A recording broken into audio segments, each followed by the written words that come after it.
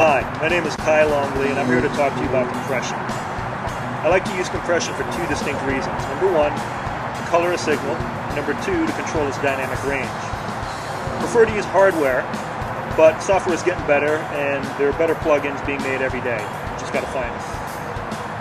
So I'm not going to talk to you about how to actually use a compressor, but I will talk to you about a couple of approaches. So number one, let's talk about color.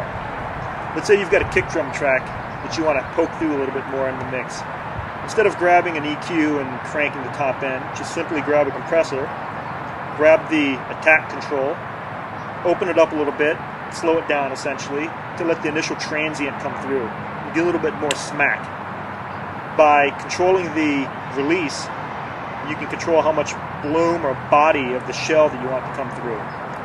Conversely, let's say you've got a kick drum track that's a little bit too bright, it's got a little too much beater in it, and you want to slow it down for more of an old school type of thing.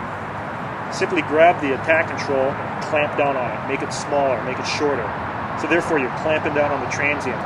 By taking the release control and cranking that up for a longer release, you get more of the bloom. You almost like draw the sound of the shell out.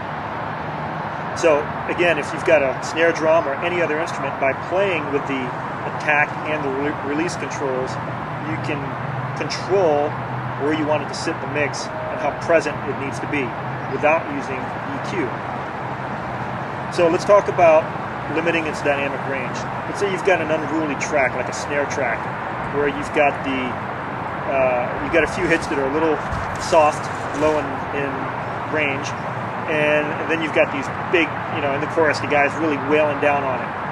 So the easiest thing to do is to grab a compressor, clamp down on the release control and the attack, and you start to limit the dynamic range. If you're working with a really good drummer, you probably don't need to do this, and this is kind of a heavy-handed approach, and the reason why compressors were designed to begin with. But again, by playing with the amount of compression you use in the track, you'll figure out what really needs to be done to the track. Again, the bottom line is to just experiment and do what's right for the track and do what feels right, essentially.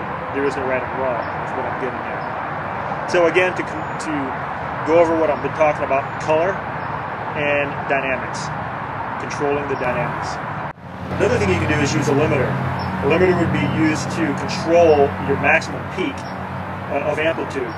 Let's say you've got that snare track and you guys hitting really hard in the chorus, but you don't want it to exceed a certain threshold in amplitude.